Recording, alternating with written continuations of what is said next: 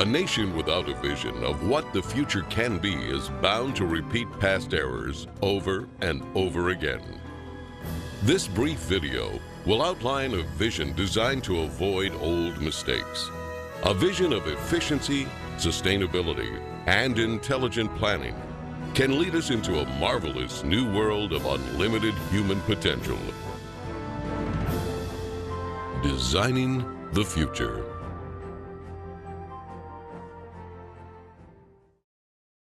This vision could be a showcase of what the world can be in our cybernated age.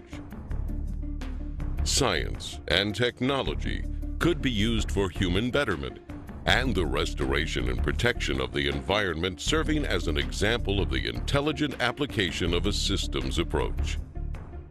While some people advocate the restoration of existing, worn-out cities, these efforts fall short of the potentials of modern technology. Repairing outmoded cities results in higher costs of operation and maintenance. It is actually less expensive in the long run to build newer cities from the ground up than to restore and maintain old ones. A total city system approach requires overall planning to attain a higher standard of living for all the city's occupants. The circular arrangement efficiently permits the most sophisticated use of available resources and construction techniques with a minimum expenditure of energy. This can make available to all people the most advanced amenities that modern science and technology can provide. It could be the hub and learning center where people from all over the world visit and hopefully emulate this design approach in other parts of the world. Design considerations for these new cities include its overall functioning, its ease of assembly, the reduction of maintenance, efficient transportation, and its simplicity and durability. This will include the flexibility to permit ongoing and later changes. The city would function as an evolving, integrated organism rather than a static structure. This systems approach envisions assembling entire cities by standardizing basic structural elements, which are prefabricated in automated plants and assembled on site. Many of these buildings would be comprised of standard units that can be arranged to meet many different requirements.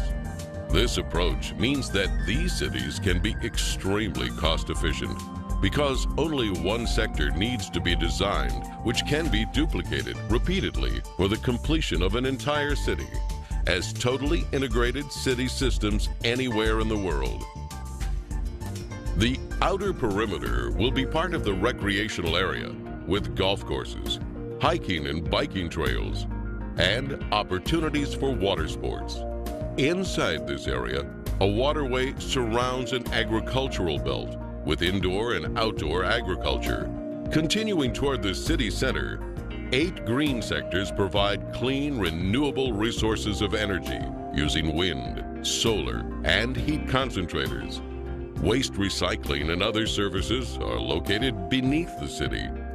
The plan utilizes the best of clean technology in harmony with the surrounding environment. The residential district features beautiful landscaping with lakes and winding streams, a wide range of creative, innovative apartment buildings, and individual unique homes will provide many options for the occupants.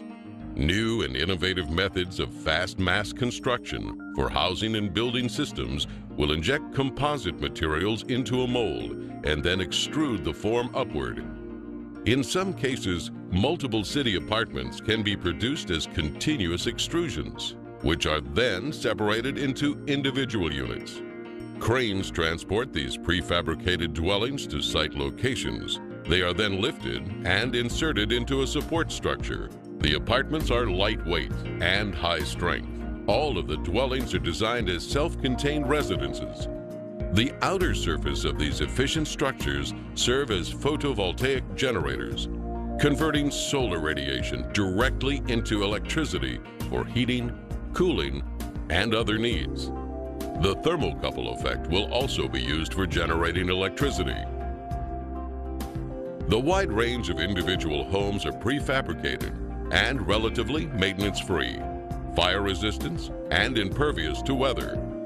With this type of construction, there'll be little or no damage from floods, earthquakes, or hurricanes. Their thin shell construction can be mass-produced efficiently and economically. New energy-efficient systems can be installed to supply enough power to operate the entire household. Adjacent to the residential district are planning, science, and research centers. 8 domes surrounding the central dome house art, music, exhibition, entertainment, and conference centers. Lovely parks, lakes, streams, and waterfalls are located throughout the entire city.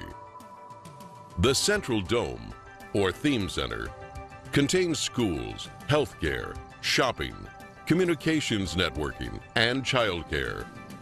It is also the core for most transportation services, which move people by transveyors horizontally, vertically, and radially anywhere in the city. This minimizes the need for automobile transportation, except for emergency vehicles. Transportation between cities would be by monorail.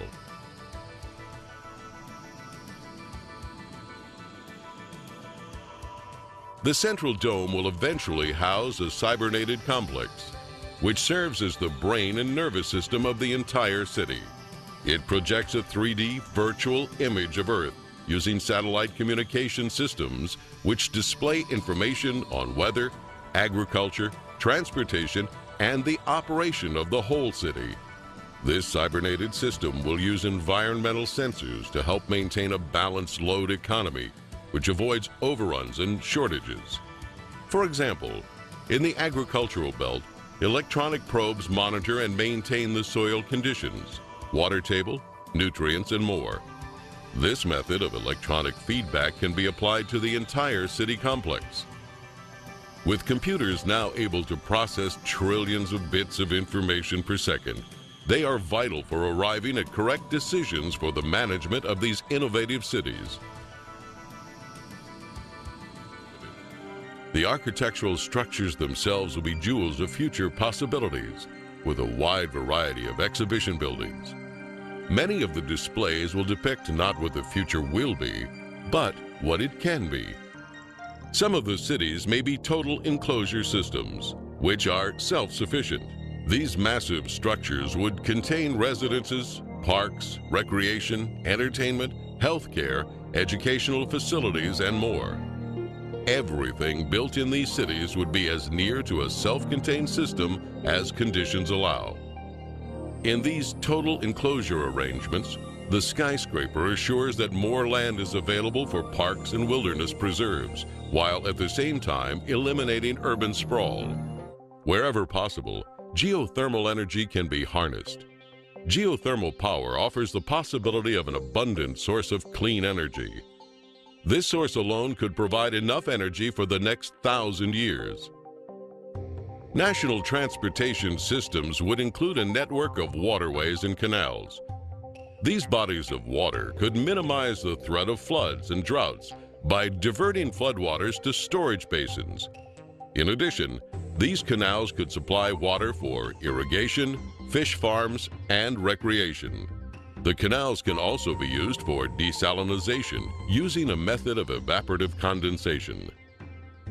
In some instances, ships could serve as floating automated plants, capable of processing raw materials into finished products while en route to their destinations. Huge ships and submarines with many removable and interchangeable compartments will carry freight across the oceans. Rather than separate containers, an entire freight section can be automatically disengaged at the port. Bridge designs would be greatly simplified, and bridges can be made corrosion resistant. They would be prefabricated and transported to the site by twin-hulled catamarans. On some bridges, trains could be suspended beneath traffic lanes.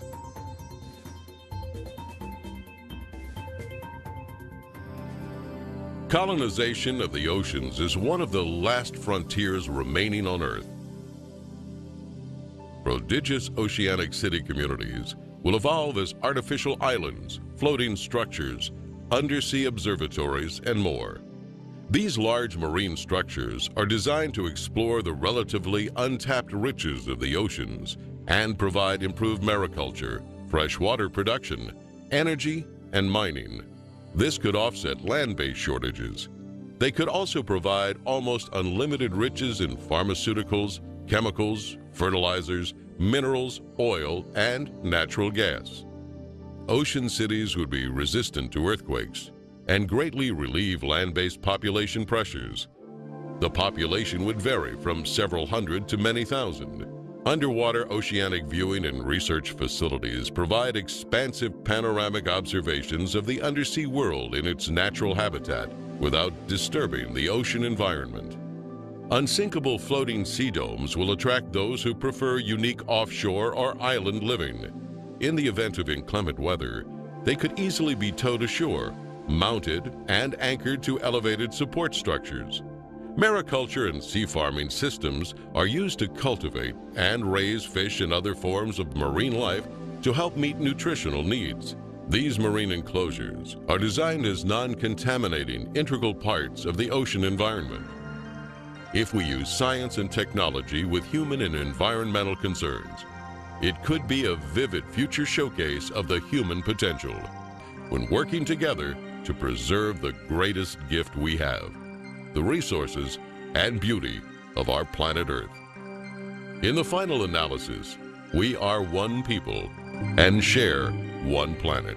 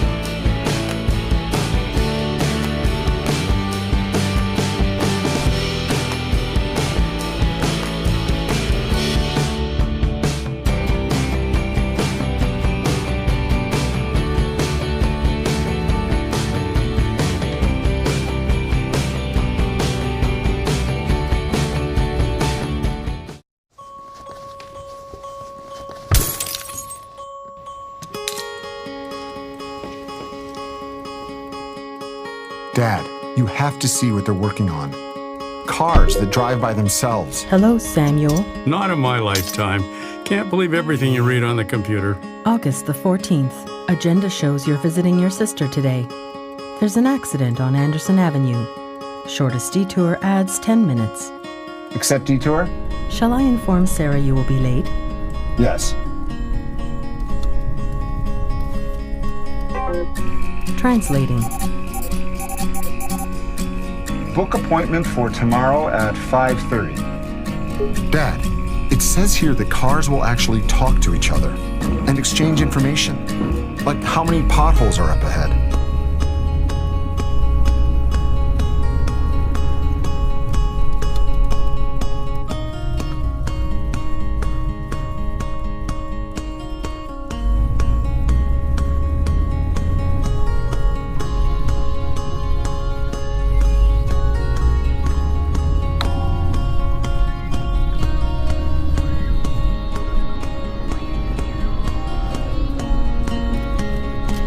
Telling you, they're working on something called autonomous drive. The car will drive by itself. You can do your crosswords. Sounds pretty wild to me. I guess I'll believe it when I see it.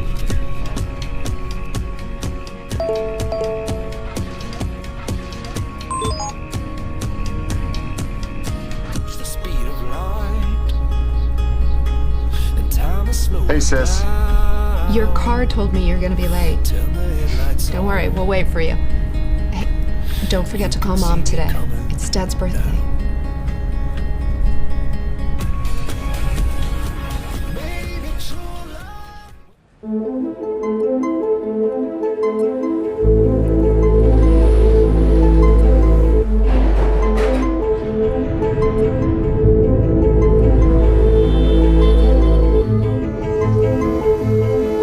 One of the biggest challenges we face today is energy.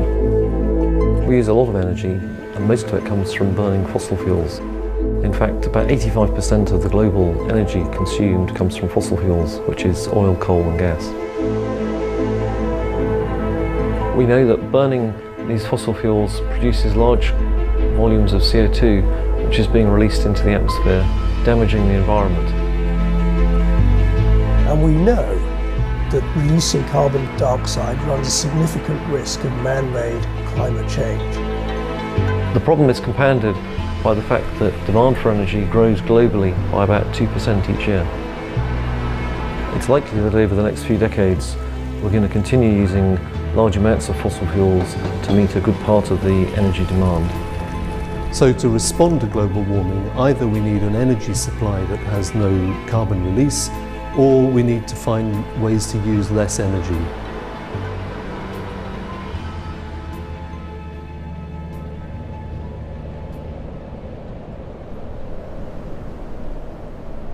One form of sustainable, low-carbon energy is wind power.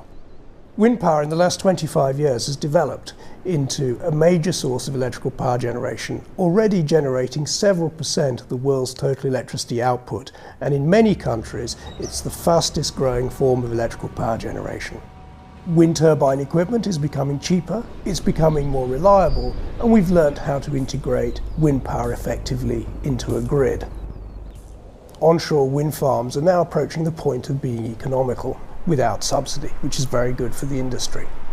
We've got to think very carefully where we put our wind turbines. Clearly there are areas of great beauty where the landscape simply cannot accommodate wind turbines. Nevertheless, we want to generate low carbon power, and so we have to make some compromises. We have to find enough sites to generate the power we need.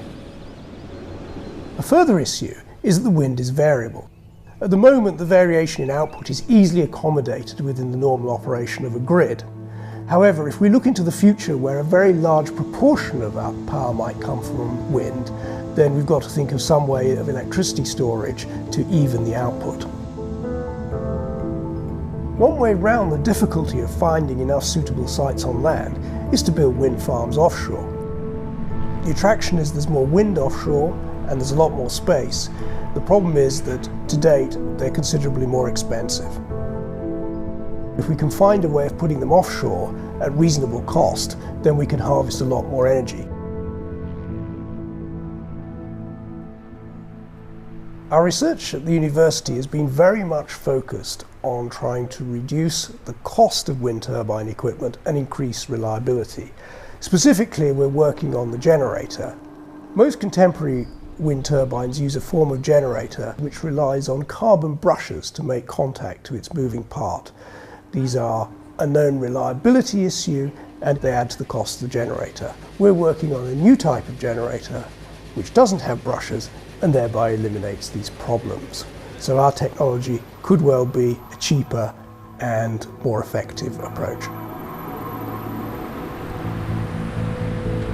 We've got to remember that electricity only accounts for about 1/3 of our total energy consumption. So what we must think about is whether other energy usage, such as home heating or transport, can be transferred to electric supply, and then we can of course generate that electricity cleanly.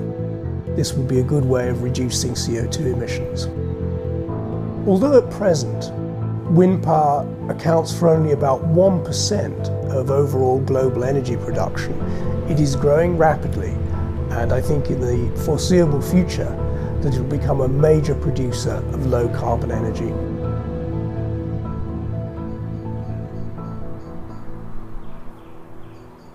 Most of the world's electricity is derived from coal and gas-fired power stations. About a quarter of the world's carbon dioxide emissions come from the burning of coal. In order to reduce the emissions of carbon dioxide at coal-fired power stations, it's possible to use carbon capture and storage, or CCS. This is a technology in which carbon dioxide is removed from the waste gas produced by the burning of the coal and is then stored deep underground. Once the carbon dioxide is captured from the exhaust gas, it's then compressed and turned into a high-pressure liquid which is pumped a couple of miles underground. In the rock, it spreads out between the grains, rather like fluid moving through a sponge. Our research is aimed at looking at how the carbon dioxide spreads through these subsurface storage sites. We've been looking at the flow of carbon dioxide on the scale of the grains in the rock, looking at the effects of surface tension. We've then been looking at the flow on larger scales as the CO2 moves through the sandstone beds. We've also been interested in understanding the effect of layers of clay, which can cause the CO2 to spread out in unusual ways. There are projects where CO2 is being injected into large subsurface reservoirs. There's one in the Norwegian North Sea and one in southern Algeria in the Sahara Desert. At each of these sites, about 1 million cubic meters of CO2 is being injected every year into the subsurface, and we're using some of our models to try to understand the observations being collected at each of these locations. There are risks associated with storing CO2 when assessing the potential for CO2 to remain trapped for thousands of years. There are potential for slow leakage to the surface, or in the event of geological events such as earthquakes, more dramatic release to the surface. Understanding these processes helps to minimize the risks of leakage.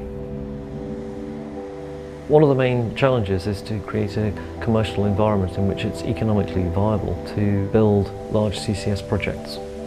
Over the last 10 years there's been an enormous advance in our understanding of CCS. However, we're now at a stage where many more large-scale demonstration projects are needed to learn about the practical challenges of the engineering involved in CCS. Fossil fuels are likely to be a major part of the energy supply system for several decades to come, and our work on CCS, as well as the pilot plants and other research around the world, suggests CCS can have a major role in reducing CO2 emissions associated with these fossil fuels.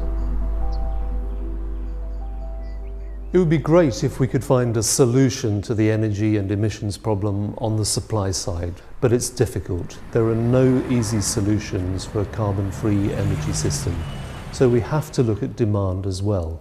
And the great news is that there are a lot of opportunities for using less energy. In buildings, we can use less energy because we can build well-insulated, sealed houses, and we know how to do that. For cars, we can make lightweight cars that use much less energy. The current world record for cars is 14,000 miles per gallon, compared to just 35 on average in the UK at the moment. But the challenge that we're looking at here is about the industry sector. The largest amount of energy is used in industry. 36% of the world's energy is used in industry, and it's amazingly efficient already. Over half of industrial energy is used to make just 5 materials: steel, cement, paper, plastic and aluminium. And those industries have paid heavily for energy for 100 years, so they're using it efficiently because they're already motivated to do so. So if we can't make them with less energy, the implication is that we have to use less new material. And that's what's driving us here.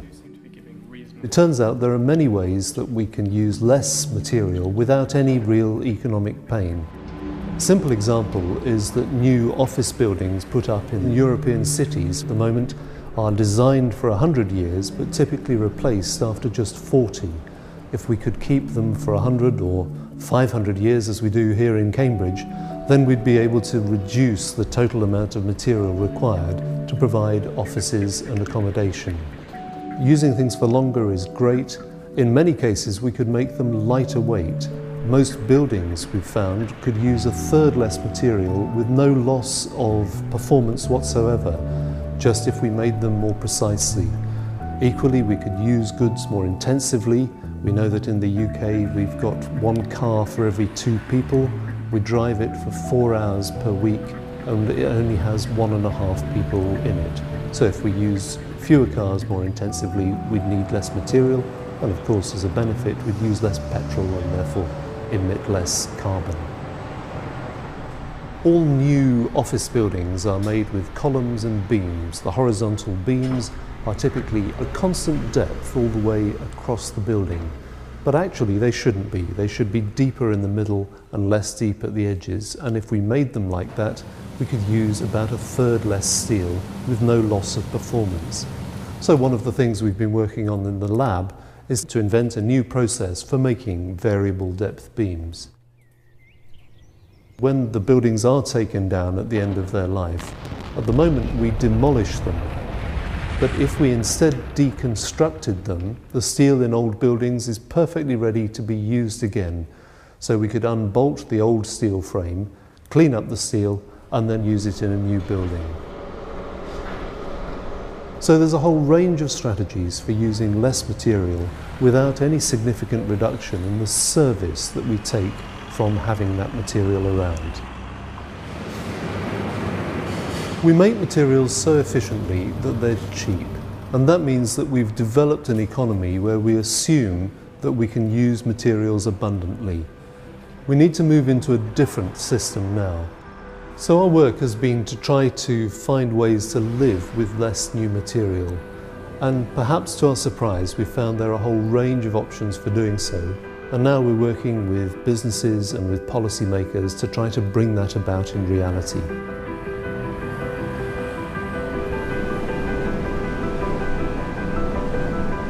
Ultimately, it comes down to how seriously we see the threat of man-made climate change.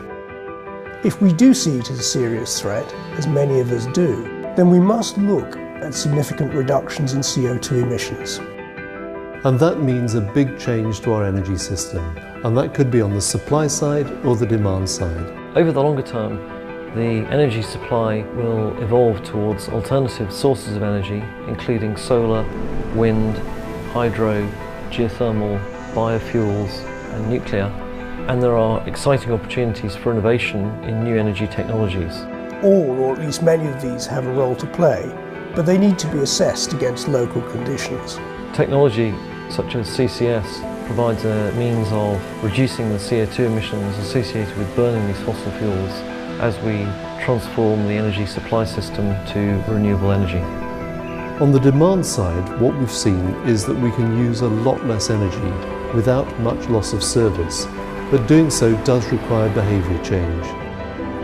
That's where the debate now is. On the supply side, we could do technology and policy, and on the demand side, we can do behaviour change. Despite considerable financial and technical difficulties, I believe if we're going to avoid the significant risks of man-made climate change, that we must continue to pursue the development of low-carbon technologies.